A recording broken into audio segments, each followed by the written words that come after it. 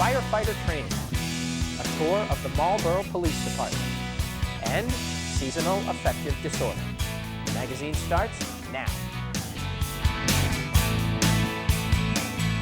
Welcome to another edition of the magazine. I'm Dan Gimmy. Summertime has begun, and if you're like me, you've had enough of this rainy weather we've experienced throughout the month of June. And I've been told every joke in the book about rainy weather that you could ever imagine. You know what isn't funny, besides most of those jokes, is seasonal affective disorder. It can get to you any time of the year. Here's Alyssa Gugliotti with more. First named in the early 1980s by psychiatrist Norman Rosenthal, seasonal variations in mood is not a new phenomenon. History is interesting because even Hippocrates, a long time ago, described depression that occurred in the winter. And in ancient Rome, physicians were recommending exposure to sun for certain types of melancholia. So the connection between mood disorders and the seasons, not necessarily the amount of light, was known or hypothesized a long time ago. The reason people get seasonal affective disorder is still unknown. There are several possible explanations, all relating to the way our bodies process the darker days and lack of sunlight in winter. Well, there are a number of hypotheses, and the field is rather controversial. I think the best known theory is called the photoperiod hypothesis, relates to the correlation between depression that happens in the winter and the fall and the changes in the light in those seasons. The light is less intense, and the exposure to light also occurs for less hours. The proof comes from the use of bright light therapy that seems to correct the abnormality. And when it does that fairly quickly. Bright light therapy, or the use of light boxes, is one way SAD sufferers can alleviate their symptoms. There are a variety of commercially available light boxes that are either supposed to stand on the floor, on the desk.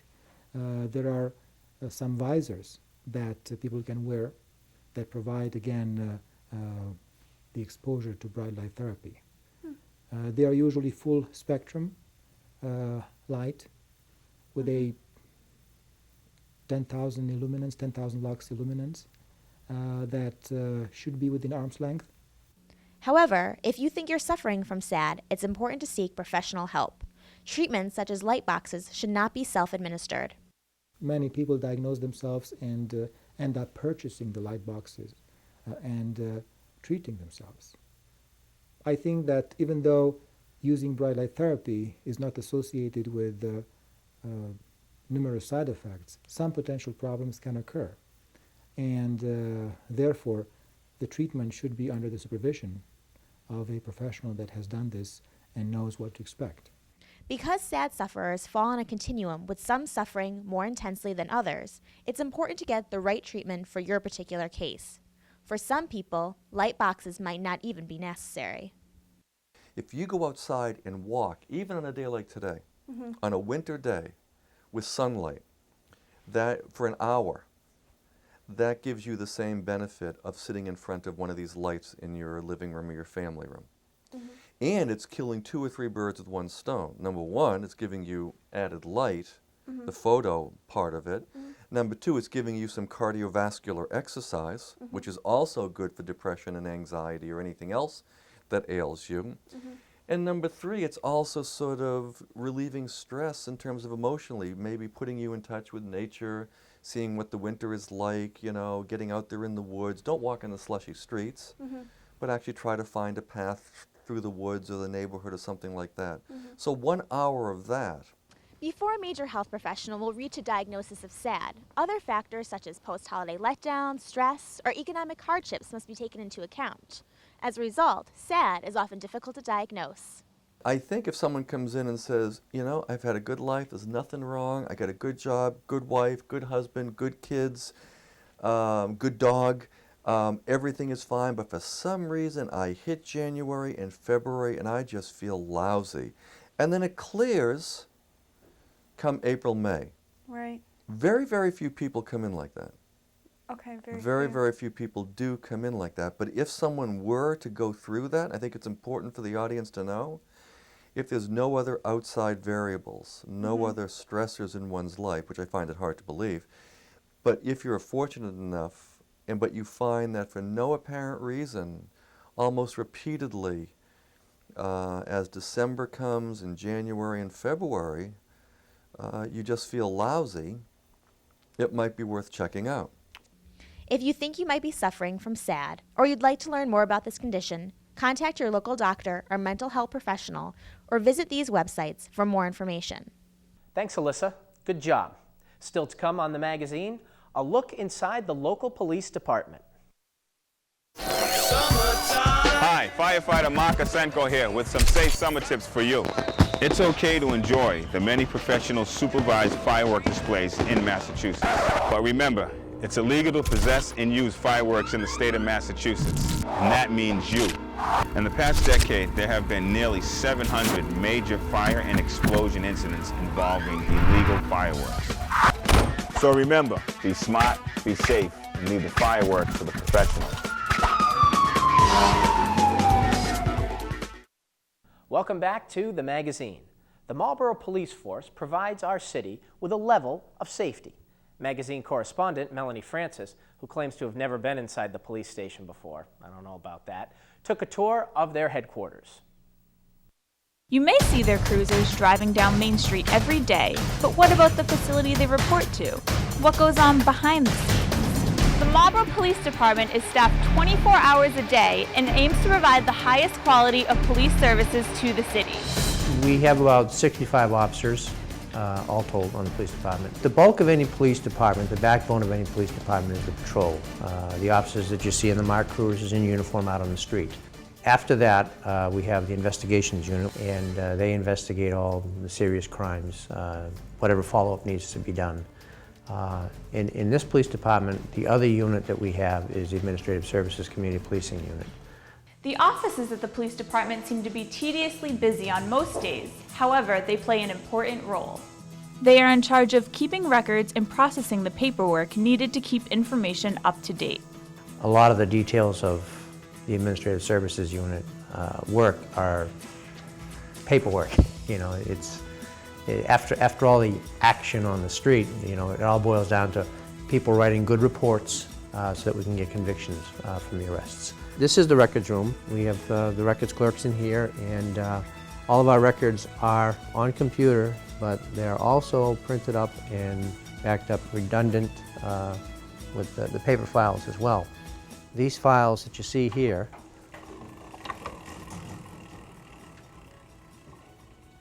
every one of these files represents a person who has been arrested by the Marlborough Police Department or had criminal charges filed.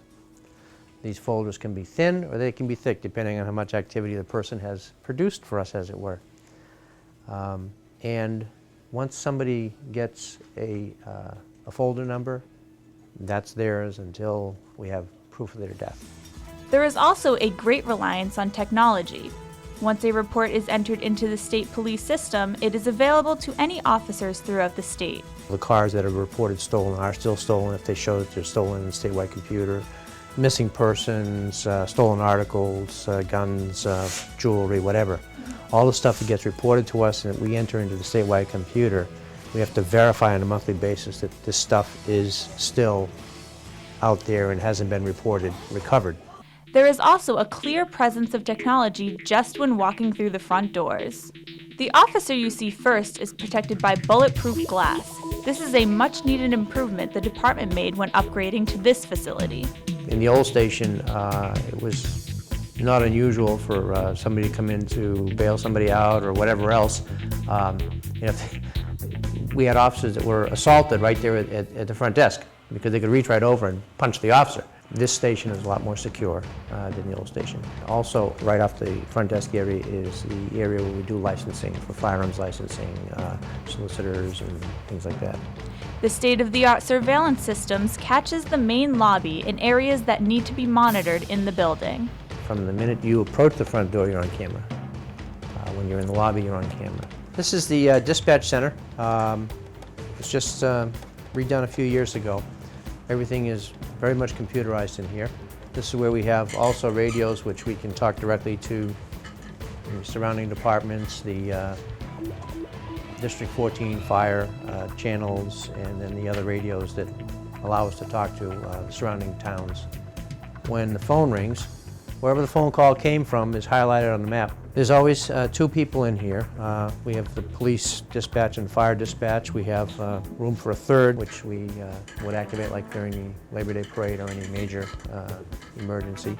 You can see we have the City Hall clock tower cam up right there. We can tap into the city's camera system to see what's going on in the lobby of the high school, the entrances to the different elementary schools in town. We are required by law to monitor prisoners while they're in the cell. So whenever somebody's in there, in the cell itself, we have to monitor them, make sure they're not trying to harm themselves. Some conference rooms are equipped with smart boards and are mostly used for meetings, training courses, and presentations. The RAD self-defense classes are held in this classroom with the assistance of one special guy. They are also prepared for emergency situations. This station, we have this classroom, we have the conference room, which doubles as a emergency operations center for the city. In the event of a citywide emergency or a statewide emergency, the heads of all the different departments in the city would stage at one of two places. This is our fitness room. The fitness room is divided into two different sections, as it were, with all the weights and all, is the strength training section. This is the cardio fitness section. In staying fit, you're better able to do your job. This is the roll call room where the patrol officers typically begin their shift at the beginning of the day. This is where the officer will be seated, and the watch commander or patrol sergeant will give them their assignments. From speed guns to riot gear to tiny cameras used to look around corners or under doors, these officers are prepared for anything. The handheld radar units that are battery operated. Before an officer goes out on the street, you have to make sure the radar unit's operating properly. The first one is to hit the test button, and the radar unit will go through a series of self-diagnostic checks.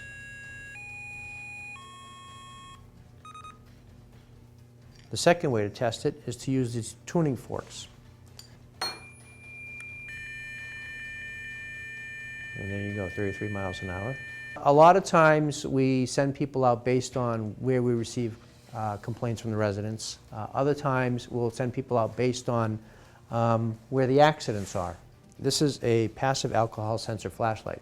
It operates as a basic flashlight, but also will detect alcohol on a person's breath. And we push the button, hold it here, and then this would light up over here, giving us an idea of approximately where the person might be on the BAC, the breath alcohol content scale. This is an optical scope.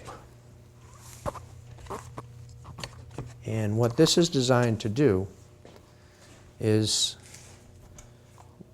to allow an officer to look into a place without exposing himself. This would be used for a high-risk raid. This would show us what it looks like inside the room. You can snake this right under the door. This is a ballistic raid shield. It'd stop a lot of different stuff. If we have a high-risk raid, the officers can use this. This shield here is meant to subdue an unruly prisoner. If we had somebody in the cell block that was acting up, shredding the mattress and stuff like that, you'd send a couple officers in. One officer would have this shield. You'd basically surround the guy with the shield, pin him down, and then cuff him and go from there. This is the evidence processing room. Where our own detectives can process a lot of the evidence that they receive. A lot of that is mainly in terms of lifting fingerprints. We don't do DNA processing here. So the different tools that we have here are the dusting kits for fingerprints with the different color powders. So you would use the powder that would contrast with the surface that you have. A white powder on a dark surface, a black powder on a light surface. A process that was developed called the super glue fuming process. How that works is we have this box here that's vented, and you put some super glue in either of these things here. You put your item inside, you close it up, and it will make the prints appear almost like magic. And whenever we process fingerprints, we always, once we develop the print, you take a picture of it first before you do anything else with it. And that preserves it in evidence. This is the armory. This is where we have extra weapons stored, shotguns. We also have equipment and everything we need here to be able to work on some of the weapons that we have. Our .40 caliber handguns, the shotguns, the different guns that we have, some of the riot helmets and gas masks and extra ammunition, all that stuff is stored in here. This particular thing here is an ultrasonic cleaner. You take the grips off the gun, you put it right in there, and the stuff that is in this will clean the thing inside and out. This is the Smith & Wesson Model 4006 TSW. This is the gun that we carry. It's a .40 caliber semi-automatic handgun, and it is magazine fed. And this is a TSW because it's got a heavier frame than the previous Model 4006 that Smith & Wesson put out. And it's also got an equipment rail here so that you can put a tactical light on the weapon if you want, for example.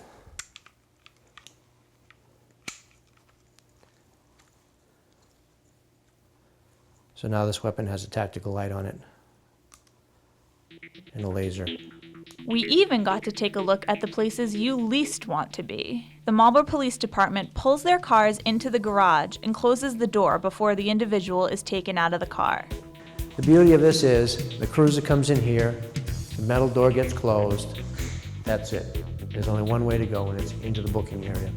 We're now into the cell block area, which is where the prisoners are booked and kept. At the beginning of the cell block area over here, we have our computerized fingerprint machine. The prints are immediately transmitted over the wire to the state police, who will then transmit them to the FBI. The breath alcohol test machine is here. Only certified operators can run it. Again, it's a computer-operated machine. When the test is completed, then the results are printed out here. And as with the fingerprint machine, the results, in the case of operating under the influence of liquor situation, are transmitted directly to the Registry of Motor Vehicles. By law, female and juvenile prisoners have to be segregated from the rest of the population. So we have 6 cells for the men and 2 cells for women. This cell here is different from the others in that it does not have a commode in it, no water, no bed. It is just a cinder block room. These male cells, there are no sheets. You do get a blanket. You do not get a pillow. This is not the Holiday Inn. And while somebody is in the cell, the light is left on 24/7 so that we can observe them. Now, one of the main differences between the cells in this station and the cells in the old station is that these cells are twice as large as the ones in the old station. There are no bars.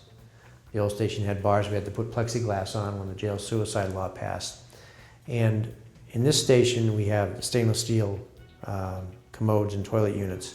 The old station, all they could get was a ceramic one. So when prisoners got really unruly, they'd take the toilet bowl, start bouncing it around, and then end up smashing the thing to smithereens. The work is not finished here for arresting officers. They then have to take the time to report the incident. They have access to computers and legal textbooks that allow them to make the most accurate report possible. The Marlborough Police Department is a well-oiled machine. As some describe it, you may not always like the police, but when you need them, they are there. The police presence in the city is very visible because, you know, we're out there all the time. From records to reports and taking them downtown, we can rest assured that the city is well taken care of. For the magazine, I'm Melanie Francis. Finally, in this issue of the magazine, we take a look at some special training held by the Marlborough Fire Department. Here's Brian Sullivan. The City of Marlborough's first responders are always ready at a moment's notice. Whether it's a 3-alarm structure fire, school evacuation, or emergency medical situations, we know that we can count on the fire department to be on the scene without hesitation. What happens when one of their own goes down? How do the first responders tend to a fallen comrade? We were lucky enough to get an inside look at the preparation and training that is undertaken by the fire department to get them ready for these life and death scenarios. Rapid intervention team training. The situations we're about to witness are all prefabricated. The response, however, is real. The Marlborough Fire Department received federal grant money to allow them to take on this large endeavor. Had it not been for the help of the taxpayer, they would have had to do this on a much smaller scale, producing a less effective result. Mayday, mayday, mayday. This is Firefighter Jones. I'm lost and out of air. Guys ready? Yep, stand up. Hi, Crosby. What's the problem? You out of air right now or just low on air? 15-1. Nothing on the second. Two. Go ahead. The next cubicle down. Check down that way, but don't go down again. Sweet, you okay? Joe? I'm hooking the stick.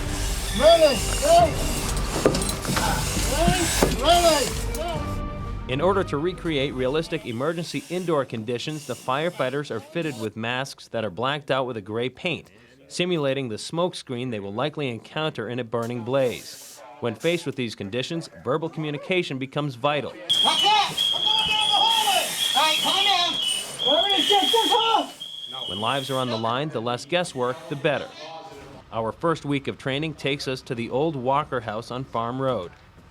The department gears up as they would for any other emergency. The difference here is that rather than dealing with a mass evacuation, our responders are given multiple scenarios involving another firefighter down within the confines of the structure. Different sections of the house are trying to mimic what it might be in a real condition. Smaller rooms, obstacles and stairs and things that we have to encounter during the rescue of a firefighter. So you have to deal with getting someone that has full fire gear with an air pack on, how to move them around and get them through doorways, down halls, out windows. In some cases, the firefighters are given a dummy to work with. Filled with sand, the dummy alone weighs approximately 140 pounds. The use of sand as filler creates the sensation of dead weight, making the body difficult to move. Add a 40-pound air tank on the back, and our responders are faced with a cumbersome object. Here we get a glimpse of how difficult it is in blinding conditions to apply the compressed air valve to the victim. Luckily, there is an instructor hovering over the scene to give specific directions for the step-by-step approach. Had this been an actual emergency, there would be no margin for error. In a situation in which the body is located in the basement, or the only exit point is through an upstairs window, the responders must carry the body upstairs in the safest and most efficient manner possible. In order to avoid injury to the firefighters and the victim, this daunting task requires specific instruction. Once again, verbal communication is essential. Stop. We're now going to take a rest. Much like deep-sea divers, the firefighters are equipped with a self-contained breathing apparatus, or SCBA, filled with compressed air as their lifeline inside. Each SCBA is fitted with a personal alert safety system, or PASS device. It's an integrated system that serves as an alarm of sorts for each individual firefighter. Within 20 seconds of emergency, these devices put out a graduated chirping sound.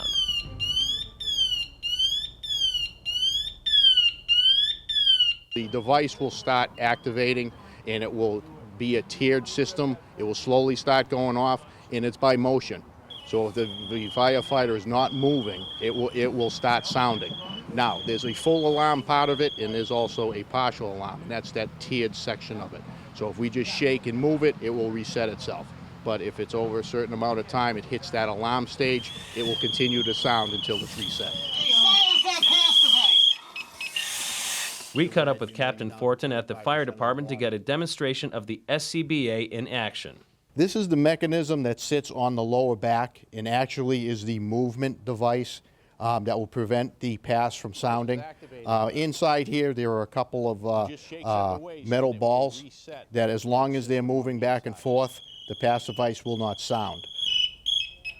Training week number 2 takes us to the Hewlett-Packard office building.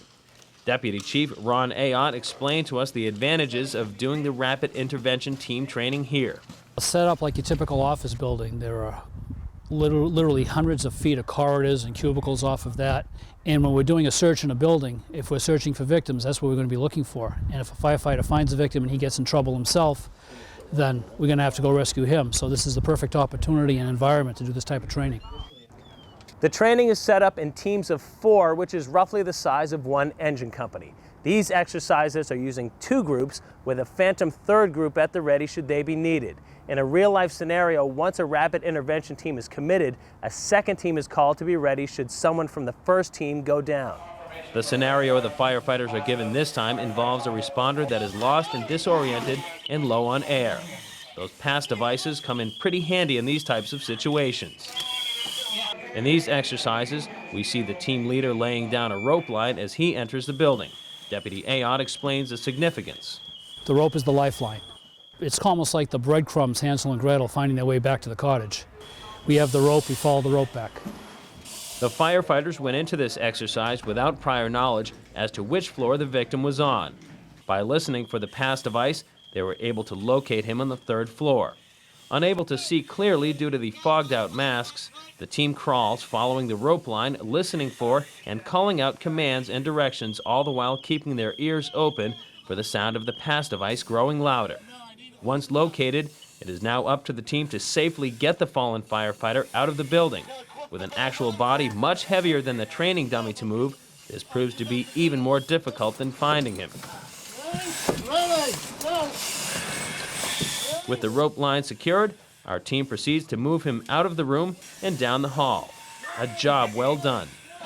Okay, nice job. We're going to call it right there. Come off air, guys. Nice job. Right now, Marlboro is the only city to receive this type of training. The hope is that in the future, other departments will be trained the same way. This way, if they're to go into Northborough, Southborough, Hudson, or Framingham, they'll know what they have for equipment and know the procedure, and they'll all be on the same page. For the magazine, I'm Brian Sullivan. Thanks, Brian. It's good to know that our fire department is always improving in order to save lives, including their own. That's going to do it for this issue of the magazine. Next month, Jennifer Terrell will be taking a look at the medical side of massage therapy. I'm Dan Ginden. Thanks for watching the magazine. We'll see you in the next issue.